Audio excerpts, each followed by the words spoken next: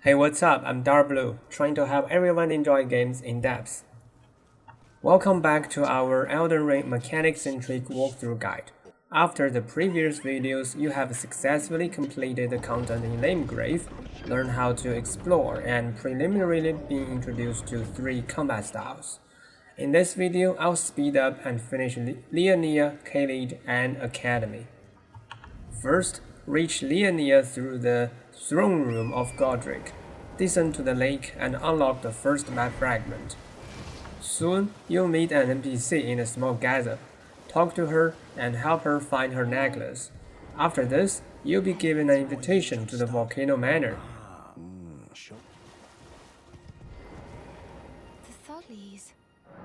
Then, head north and unlock the second map fragment.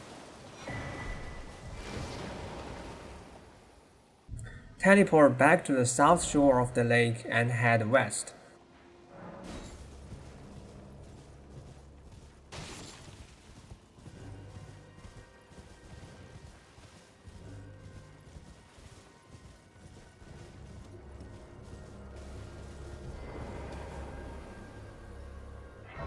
At the west shore, you can defeat an avatar. Then, to its north, there's a shack, where you'll be invaded. Completing this fight will give you a halberd with a skill infused onto it. Remember to unequip the skill so that you can equip it on other weapons later.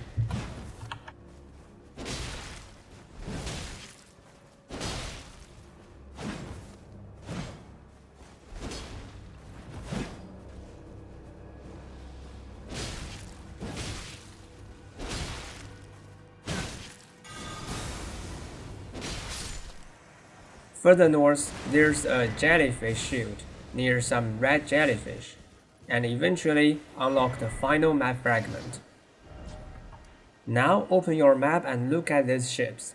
They indicate gathers in the lake, where you can commonly find smithing stone 2 or 3.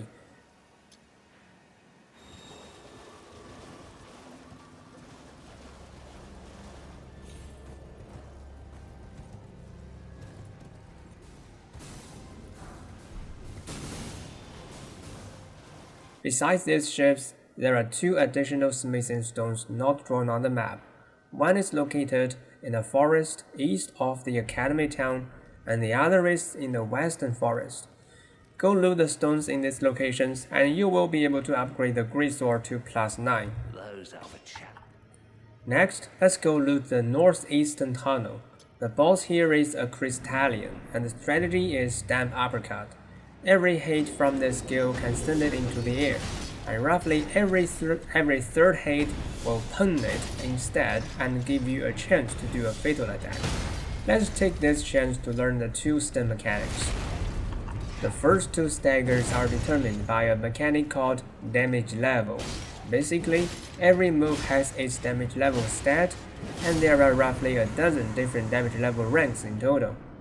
When being hit, the enemy will display a stagger animation in correspondence to the move that hits it in the current state. The biggest characteristic, as you can see, is that each stagger is independent from others. Hence, as long as a damage level can stagger a specific enemy, every single hit with this damage level can. Then, much in the contrary to damage level stuns, the second mechanic, stuns, is accumulative. Every enemy has a stun bar, and every move has a stun damage. You need to accumulatively reduce the enemy's stun bar to eventually stun it. That's why the first 2 stamps only create damage level staggers, but no stun stagger. Enemies in Elden Ring can be roughly divided into 2 types. Those with both damage level staggers and stun staggers, like the Crystallian we are fighting, and those with only stun staggers, like Godric. No matter which type you are fighting, exploiting stagger and stun mechanics to keep enemies under your control for longer time can create huge advantage. This is the first combat style we introduced in the previous video. Let's call it controlling combat. Now let's get back to our walkthrough. There are 2 tunnels in the lake. The other one is at the end of the Northern River Valley. There are many bats, so it's a good idea to equip the gravitas skill. Also, you can find many Smithing Stone 4 and a few Smithing Stone 5 here, allowing you to greatly upgrade your weapon. Note there's a hidden Smithing Stone 5 near the elevator. This one plus the Stone 5 looted from the small shack near the Valley Graves comprises the 2 stones you need to upgrade the Greatsword to plus 13.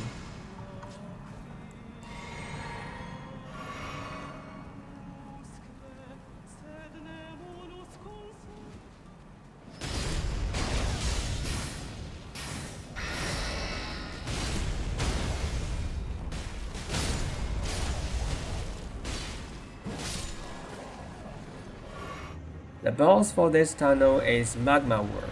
The strategy is easy. Every time you finish attacking, retreat a bit to observe its move from a longer distance so that you can see more clearly. Worms are the type of enemies that have only stun staggers, so we need to exploit this mechanic. How? You can choose to use moves with higher stance damage. So empirically, charge attack and guard counter have the highest stance damage. Guard counter is triggered by pressing the heavy attack button after blocking a hit. Then, jump heavy attack has slightly lower stance damage than the previous two moves, but is still high. So you can use charge attack as much as possible in this fight. As an additional piece of knowledge, hammers of all sizes and flails have higher stance damage than other weapons. For example, a flail can deal the same amount of stance damage as a colossal sword. Doesn't that sound interesting?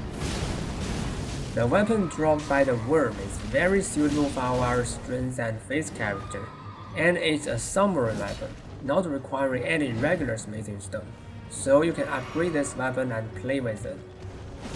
Thus far, we have fully upgraded our weapons, so it's time to harvest some field bosses.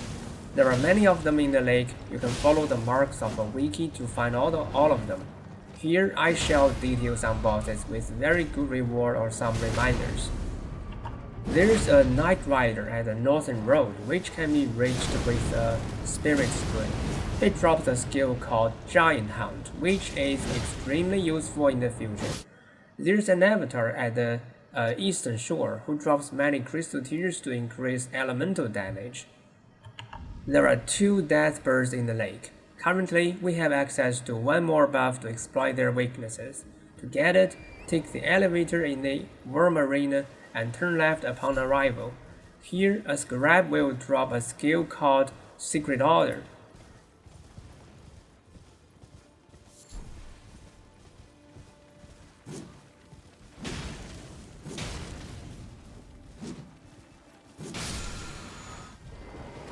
Equip it on your offhand and use your main hand secret blade while holding your offhand weapon.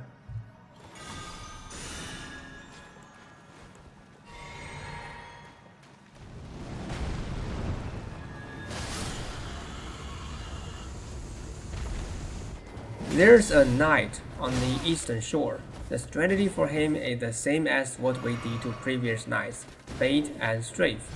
He will drop a prayer book.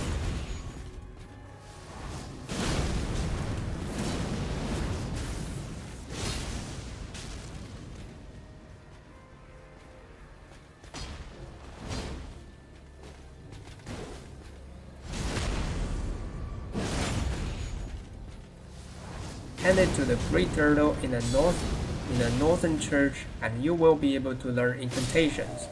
Now, the recommended incantation is Lightning Spear, which is a basic range attack for us, very handy in exploration. To cast a spell, you need to both memorize the spell and equip a spell catalyst. Let's start with how to memorize it. Rest as a grace and you will see an option saying Memorize Spell. In this menu, you can equip different spells. Every spell consumes some memory slots, and memory slots can be increased by looting memory stones, which can be usually found in Sorcerer's Rises. For example, there's a rise on the Weeping Peninsula, Interact with the statue in front of the tower, and you will be instructed to find 3 Phantom Turtles. Additionally, you can also purchase 1 Memory Stone from the Twin Maiden in the Round Table Hold.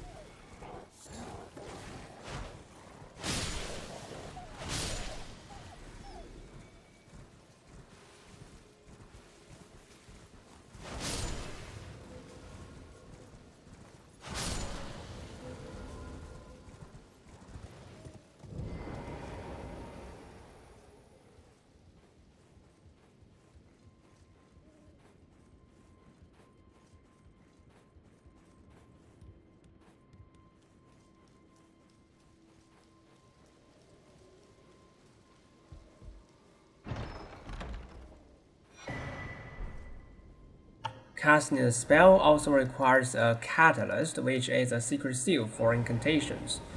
We can get one by going through a hidden portal near the church to the north of Mistwoods. Talk to the Beast Cleric to get a claw mark seal. It's the most suitable seal for a strength and faith character.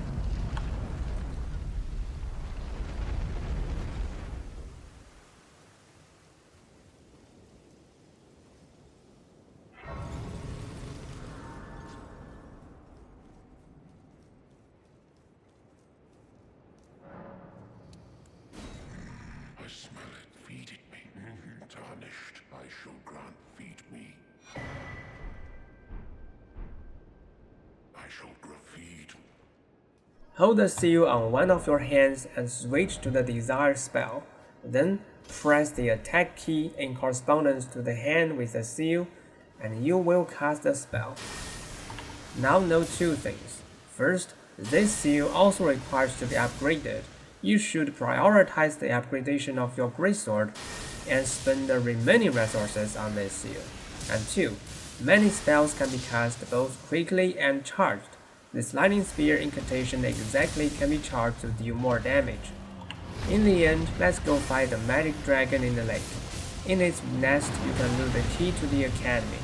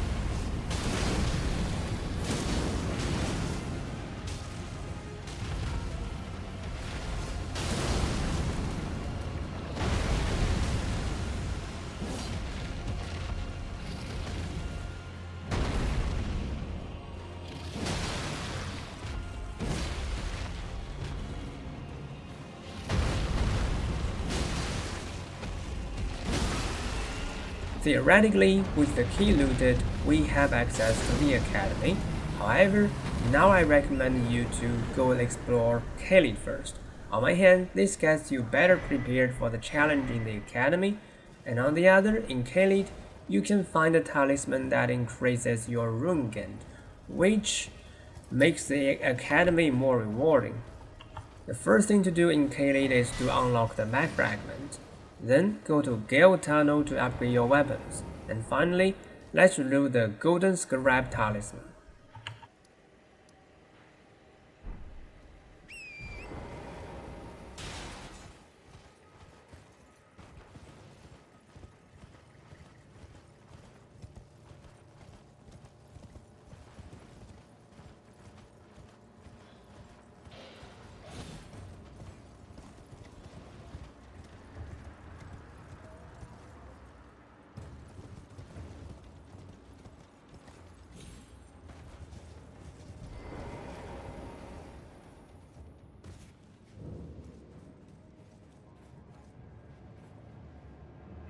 There are many deep water areas in this cave. You can use Quick Step skill to move quickly.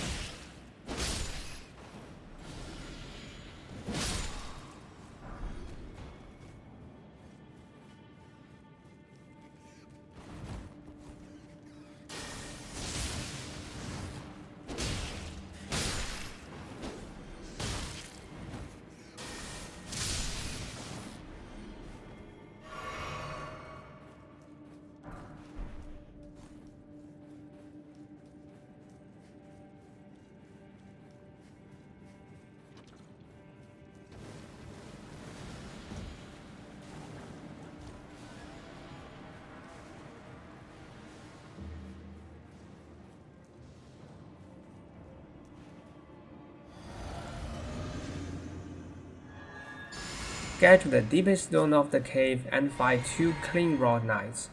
One of them will join the fight after a few moments, so you have enough time to finish them one by one. Just repeat jumping attack until you can do a fatal attack. Now, quick question. Do you recall which stem mechanic leads to each staggers? The first few jump attacks are created by damage level. They are not accumulative, so each stagger is independent from the others.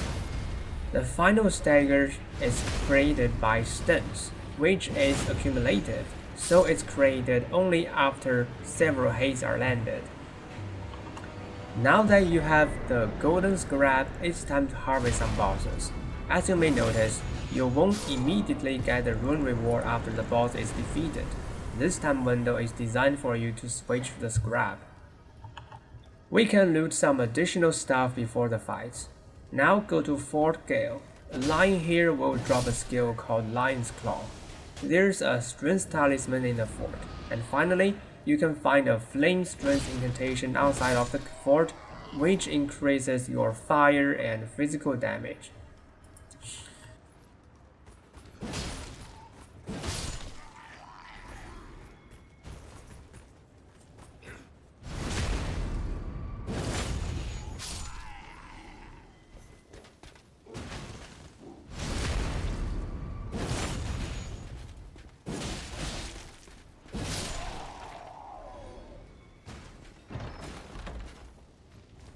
Previously, we used Stormcaller to fight lions. The staggers created by this skill is also dominated by the damage level mechanic. Now you can also alternatively use Sword Dance for lions, which also staggers the lion with every hit.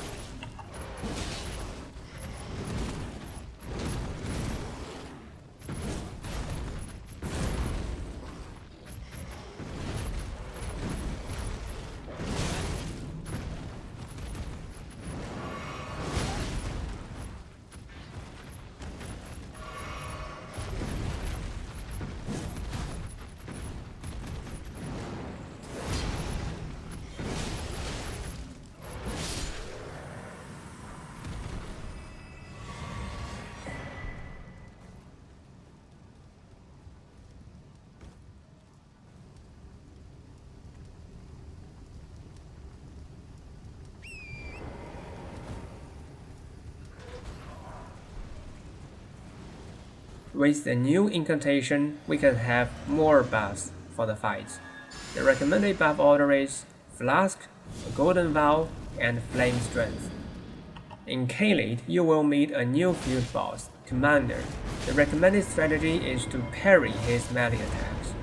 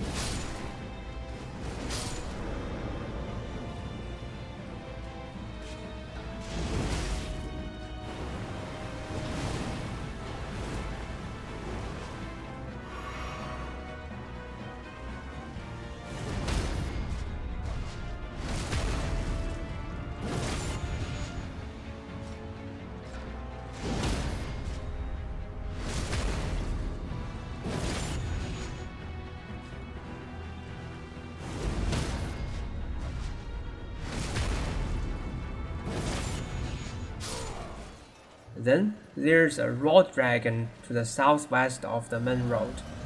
First, it's much bigger than regular flying dragons, and two, upon reaching half HP, it'll use a very large rod AoE, so you need to get away from it as far as possible.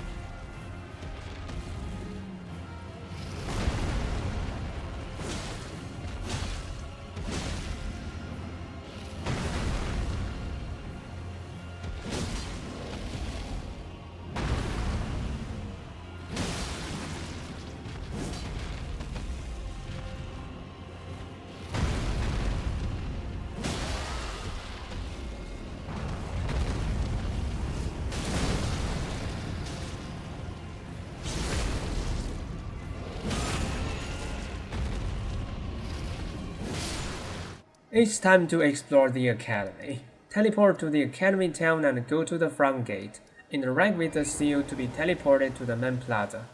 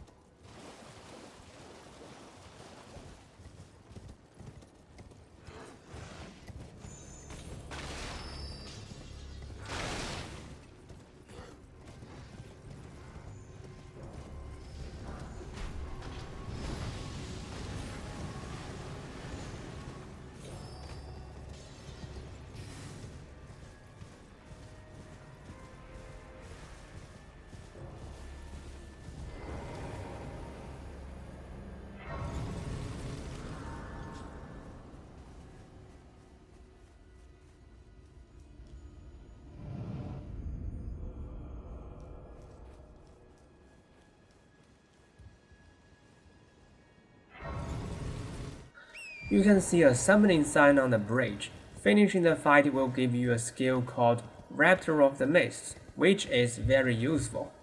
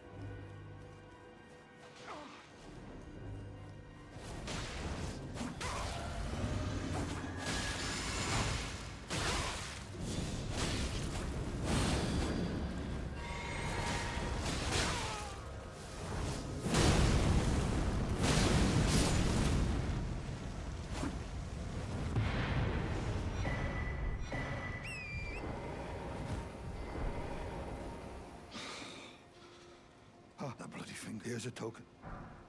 I'm dying. Yes, she is the budding spy. If she comes, there is no shit. Be on your harp, sweet. Amid the exploration, you will encounter a red wolf boss. The recommended strategy is to use a shield and keep some distance away from it. This encourages the boss to use leap attack and full melee combos, which have guaranteed post-attack windows for you to counterattack. In contrast, if you try to move to its side and back, its move will be less predictable and harder to evade, so this maneuver is not recommended.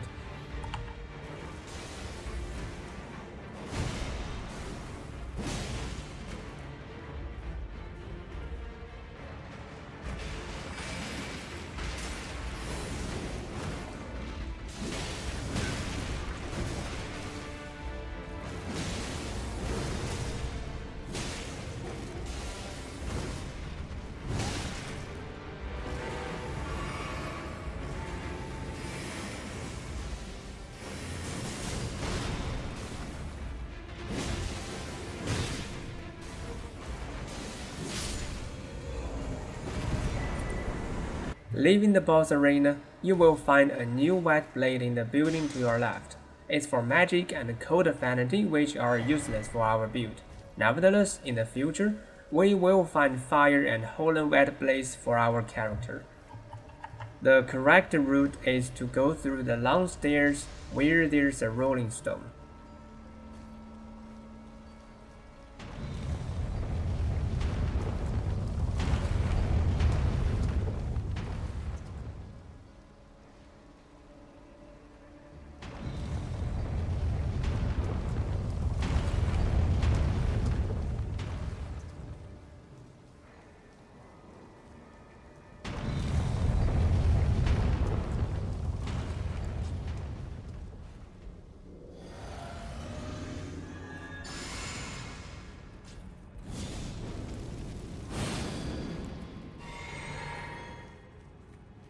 Skipping the fight against the Iron Virgin. In the plaza, there's a carrying knight NPC at the top of the stairs who can actually parry your attacks, so it's recommended to use jump attacks which can't be parried. In the end, let's go fight the queen. For this fight, the recommended strategy is determination. Her phase 1 is a puzzle. You need to defeat 3 students with a golden bubble on them to break the protection of the queen.